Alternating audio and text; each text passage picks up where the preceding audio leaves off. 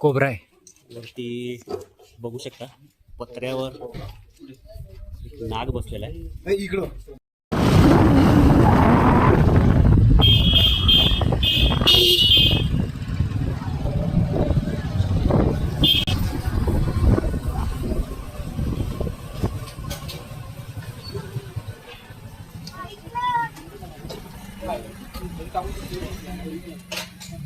नमस्कार मित्रांनो, परत एकदा स्वागत आहे सर्वांचं आपल्या चॅनलमध्ये.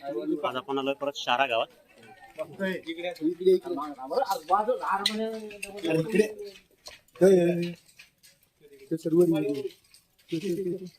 हो ते वरी ते पत्राचे खिंडे कोबरा आहे वरती बघू शकता पत्र्यावर एक नाग बसलेला आहे. इकडं नरळ हा ही दिसत नाही याच्यात काही. त्याच्यात नाही दिसणार. हा दिसेल. त्याला काढावं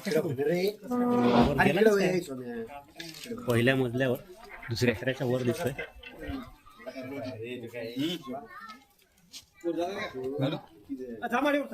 ते काय बाळवत आहे का?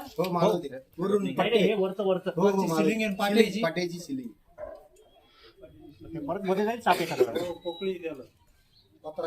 थोडं मी काय म्हणतो तो काय करायला बऱ्याच वेळेस आहे त्याला थोडं खाली होते आता आता ते असा खाली येईल याची गॅरंटी नाही. काय करा शेपूट बाहेर करून ते वाद होता, आता बाहेर आला. आत होता पहिला नेमकंच म्हणून कधी शकता मग तुम्ही सगळीकडे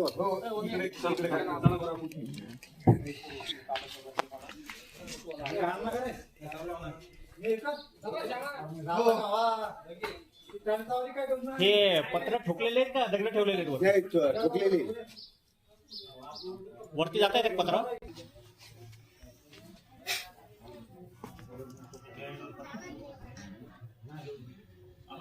खाली यायला लागला थोडं वीट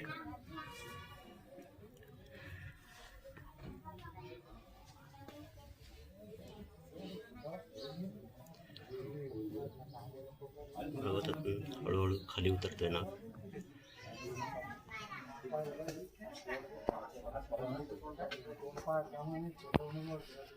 वाट बघावं लागणार आहे रेस्क्यू करण्यासाठी.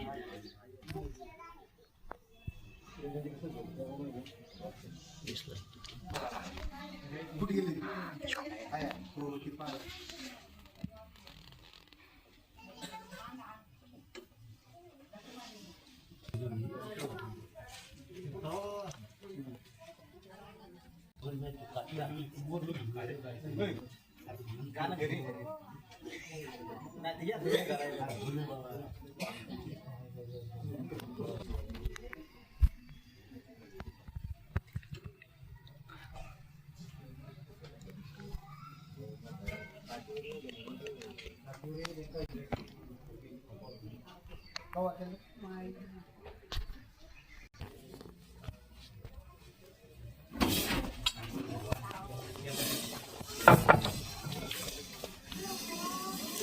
कमलेशी बनेल घे बरं बेटा बाजूला.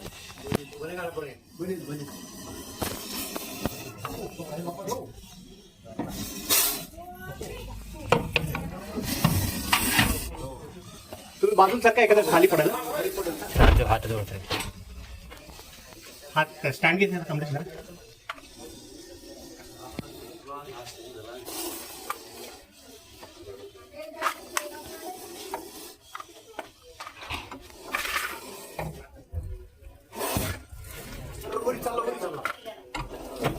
थांबा थांबा.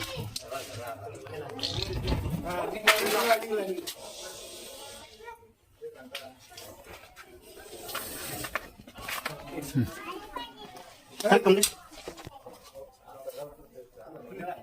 दरवाजा उघड सायली दरवाजा उघड खाली येऊ राहिली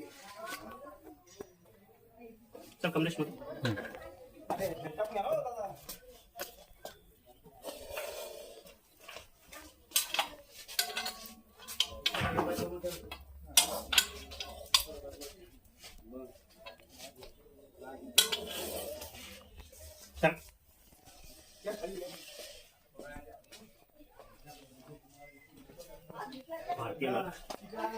युजली अशा माळवदाच्या घरांमध्ये बसून राहतात.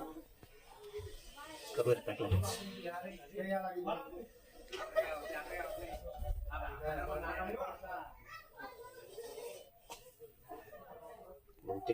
उंदीर खाल्लेलं आहे त्यांनी.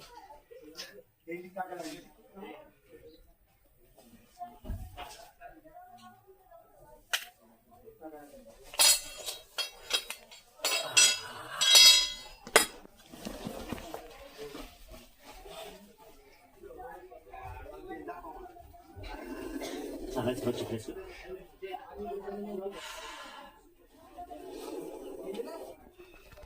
अवघड वाटत होता पण स्वतःच बाहेर आल्यामुळे जमलं. जाऊयात खाली, मालकाला बोलूया. सांगा तुमचं पूर्ण. आम्ही टी-शर्ट घालतो. गजानन डवळे आहेत, ज्यांच्या घरातल्या पहिल्या मजल्यावर आता आपण साप पकडलाय. दिसला कसं काय सांगा जरा. ते दुपारी काय म्हणतात ते साहेबांवर बसलेला होता. चिमण्या चिमची करू लागली. अच्छा. बघायला गेलो तर ते दिसलं. आता हे युजली एवढा असा पहिल्या मजल्यापर्यंत आम्ही बघितलं नाही. नाग धामण वगैरे जाते वरती, धामणशीला पण असं नाग वगैरे युजली जात नाहीत वरती. आता हे माळवदाची घरं जे आहेत माती असल्यामुळं अशा ठिकाणी साप राहतातच. माती नाही दारामध्ये नाही पलीकडून येतात. त्या साईड कुठून तरी जाग नाही. आणि आता हे तुमचं एक खाली जे लाकडाचं दिसतं याच्यामध्ये माती आहे ना. नाही माती काहीच माती नाही. काहीच नाही. पत्रे डायरेक्ट. अशा लाकडाच्या वर माती आहे फक्त. नाही माती सॉरी, नाही. पत्रे पत्र आहे. पत्र. पत्रे आहेत, ठोकेर. ठीक आहे, आता काळजी घ्या. आपण ग्रामीण भागात राहतो, साप सगळीकडेच आहे. साप आपले दुश्मन नाहीये नाही आणि तसं बघितलं तर डायरेक्ट मित्र पण नाहीये. साप समोर असल्यानंतर कधीच चावत नाही, पण त्याच्या अंगावर जर पाय दिला तर किंवा तो जिथं लपून बसलेला तिथं जर आपण डायरेक्ट हात घातला तर अशा वेळेला साप घाबरून 100% जातो. तर त्याच्यामुळं शेतात जाताना पायात बूट घालून जायचे. रात्री अंधारात बाहेर निघताना हातात टॉर्च घेऊन जायचं. आपण जे काही शू साठी, संडास बाथरूम साठी जेव्हा उठतो रात्रीच्या वेळेला, तर टॉयलेट बाथरूम पर्यंत जाताना जो अंधार आहे तो काढण्यासाठी हातात कधी पण टॉर्च ठेवायची. घराच्या आजूबाजूचा जो परिसर आहे तो स्वच्छ ठेवा. कुठलंही सामान उचलायच्या आधी थोडंसं आधी हलवून घ्या, जेणेकरून त्यात जर काही बसलेलं असेल तर आपल्याला इशारा देतो की मी इथं बसलेलो व्हावं. एवढ्या सगळ्या गोष्टींची काळजी घ्या आणि सुरक्षित राहा. धन्यवाद. काय मित्रांनो, आता दुपारी गजानन भाऊ डवळे यांच्या घरी पहिल्या मजल्यावर पकडलेला भारतीय नाग, जो वरती पत्र्यामध्ये बसलेला होता, चांगल्याच मोठ्या साईजचा नाग आहे.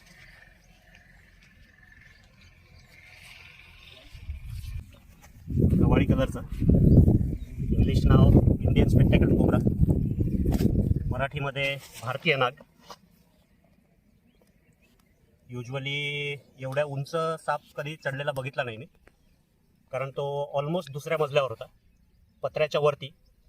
आणि सगळ्यात महत्त्वाची गोष्ट म्हणजे आजूबाजूला सपोर्टचं त्याला अशी कुठली जागा नव्हती. ते मी पूर्ण चेक केलं की जिथून साप वरती चढू शकेल. फण्याचा जो पार्ट आहे तो छान अगदी येल्लोइश शेडचा आहे. युजली असे बरेच कमी सापडतात नाग इकडे. बघू शकता कसा येल्लो शेड दिसतं याच्या फण्यावर. भारतीय नाग न्यूरोटॉक्सिक प्रकारचं विष असतं या सापाचं. चिडल्यानंतर हा असा एकमेव साप आहे जो प्रॉपरली फणा काढून उभा राहतो आणि फुसफुस करून वॉर्निंग द्यायला लागतो.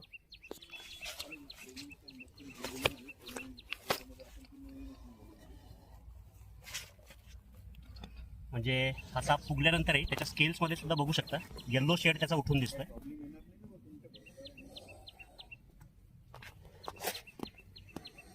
पूर्ण हुड जे आहे ते अगदी मस्त येल्लो कलरचं आहे त्याच्या.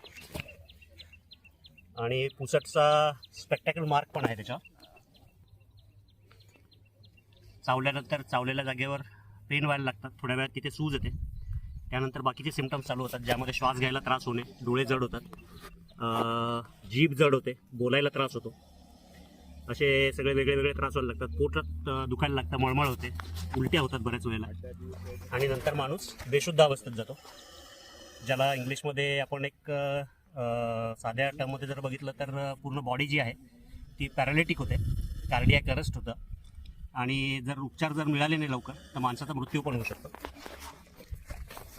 अतिशय सुंदर असलेला भारतीय नाग, जो आता तुम्ही रेस्क्यूमध्ये बघितला असेल, कुठल्या प्रकारे त्याला वरच्या पत्र्याच्या जागेतनं आपण बाहेर काढलं आहे. ते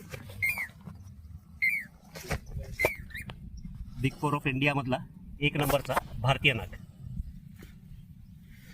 दिव्यात सोडून